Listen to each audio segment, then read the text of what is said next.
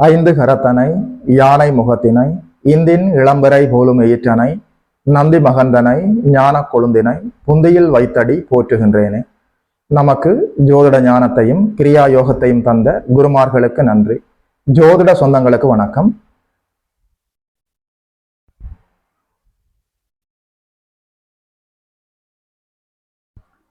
இன்றைக்கு இந்த பதிவில் கன்னியா ராசிக்காரர்களுக்கு என்ன பரிகாரங்கள்னு சொல்லி பார்க்கலாம்.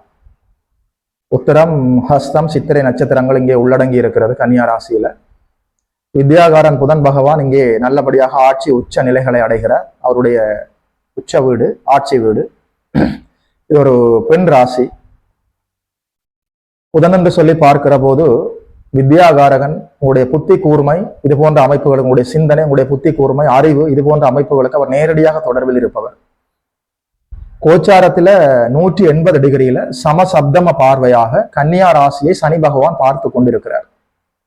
அதில் இருக்கிற உங்களுக்கு இருக்கிற ஒரே ஆறுதல், அவர் இப்போது வக்ரகதியில் இயங்கி கொண்டிருக்கிறார். அதனால சற்று கெடுபலன்கள் தணிந்து இருக்கிறது.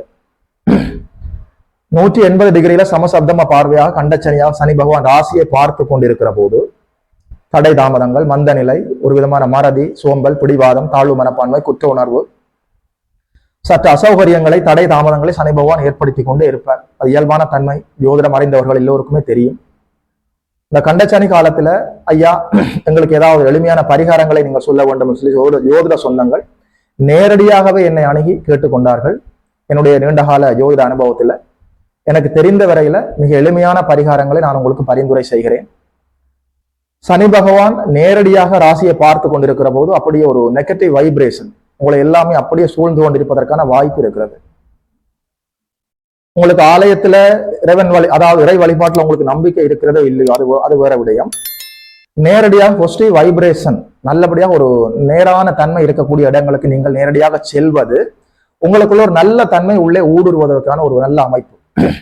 நல்ல அன்பான மனிதர்களை நீங்கள் சென்று பார்த்து விட்டு வரலாம்.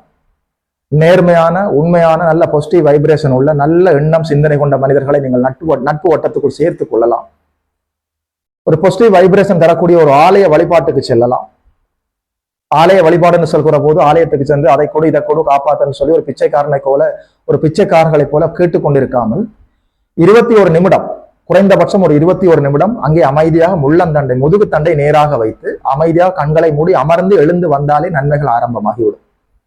இந்த சூட்சுமத்தை நீங்கள் புரிந்து கொள்ள வேண்டும். எந்த ஆலய வழிபாட்டுக்கு நீங்கள் சென்றாலும் அங்கே அமைதியாக முதுகு தண்டை நேராக வைத்து அமைதியாக உட்கார்ந்து பழக வேண்டும். குறைந்தபட்சம் ஒரு 21 நிமிடம்.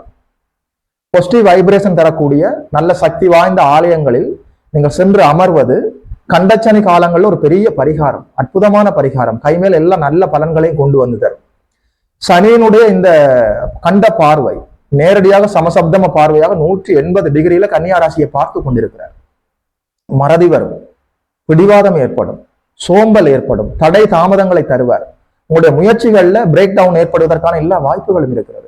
இதை நீங்க சரியாக புரிந்து கொள்ளும். உங்களாலேயே சரியாக இப்ப சிந்திக்க முடியாத சூழல் ஏற்படும். காலையில் ஒன்றை சிந்திப்பீர்கள், அதையே மாலையில் மாற்றி சிந்திப்பீர்கள். குழப்பம் ஏற்படுவதற்கான எல்லா வாய்ப்புகளும் இருக்கிறது. அதனால கண்டச்சனி காலங்கள்ல நீங்கள் ஆலயத்தில் சென்று குறைந்தபட்சம் 21 நிமிடம் அங்கேயே அமர்ந்திருக்க வேண்டும் என்பது மாறாத விதி. நல்ல பாசிட்டிவ் வைப்ரேஷன் உங்களுக்குள்ளே ஊடுருவதற்கு நீங்கள் அனுமதிக்க வேண்டும்.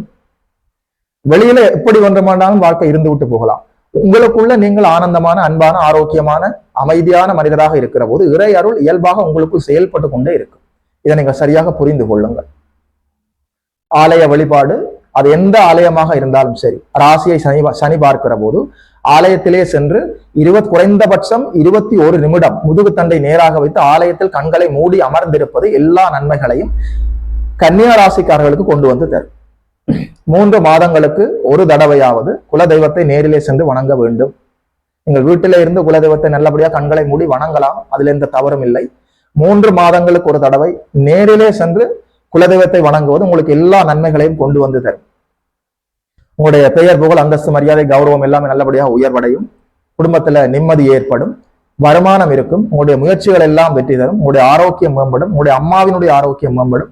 அது மட்டுமில்லை, குடும்பத்துல நல்ல ஒற்றுமை இருக்கும், நல்ல அதிர்ஷ்ட வாய்ப்புகள் தேடி வரும், திடீர் தனலாபங்கள் கிடைக்கும், புத்திர பாக்கியம் கிடைக்கும். அது மட்டுமா, கடன், நோய், எதிரி, வம்பு, வழக்கு அப்படியே விலகிவிடும். நல்லபடியாக நீங்கள் குலதெய்வத்தை சென்று 3 மாதத்துக்கு ஒரு தடவை நேரிலே வணங்குகிற போது வேலை, தொழில், வியாபாரம், உத்தியோக அமைப்புகள்ல நல்லபடியாக முன்னேற்றமாக செல்ல முடியும். வெற்றிகளும் லாபங்களும் ஆதாயங்களும் இயல்பாக உங்களை தேடி வரும். ராசி நேரடியான சனியின் பார்வையில் இருக்கிற போது ஆலயத்திலே நீங்கள் சென்று முதுகுத்தண்டை நேராக வைத்து குறைந்தபட்சம் 21 நிமிடம் உங்களுக்குள்ளே இயல்பாக அந்த பாசிட்டிவ் வைப்ரேஷன் உள்ளே ஊடுருவதை நீங்கள் அனுமதிக்க வேண்டும்.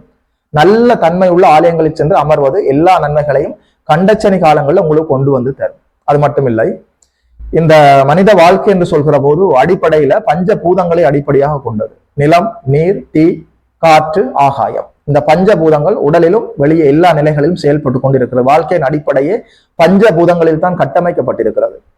உங்களுக்கு உள்ளே இருக்கிற இந்த பஞ்சபூதங்களை நல்லபடியாக நீங்கள் சுத்தமாக வைத்திருந்தால் இறையருள் இயல்பாக உங்கள் வாழ்வில் நல்லபடியாக இருக்கும். பஞ்சபூதங்களை தனித்தனியாக இந்த ஐந்து பஞ்சபூதங்களையும் தனித்தனியாக சுத்தம் செய்வது என்பது ஒரு பெரிய ப்ராசஸ், லைஃப் லாங் ப்ராசஸ், நீண்ட காலம் எடுக்கும்.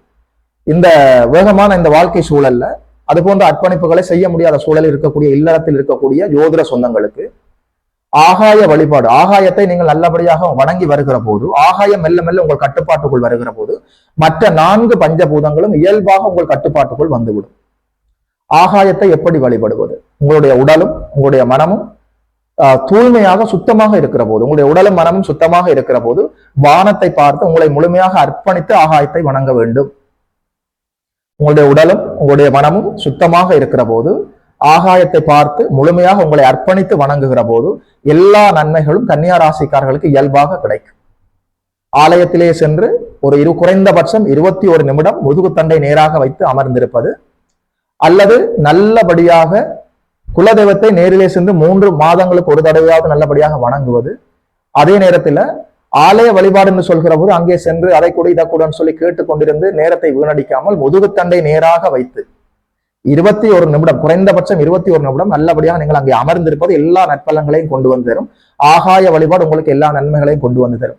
ஆலயம் சென்று வழிபட முடியாதவர்கள் உங்களுடைய பூஜை அறையிலேயே நீங்கள் எந்த மதமாக வேண்டுமானாலும் இருக்கலாம், உங்களுடைய பூஜை அறையிலேயே முதுகுத்தண்டை நேராக வைத்து ஒரு 21 நிமிடம் கண்களை மூடி அமர்ந்திருப்பது எல்லா நன்மைகளையும் கன்னியா ராசிக்காரர்களுக்கு கொண்டு வந்து தரும். யோகி மதன் அஸ்ட்ரோஸ் என்ற யூடியூப் சேனலை சப்ஸ்கிரைப் செய்திருக்கின்ற அனைத்து தோழர்களுக்கும் தோழிகளுக்கும் என் மனப்பூர்வமான நன்றிகள். பார்த்தவர்கள் உங்களுடைய உறவினர்களோடு பகிர்ந்து கொள்ளுங்கள். இது போல இன்னும் ஒரு அற்புதமான வீடியோவில் சந்திக்கிறோம். நமஸ்காரம்.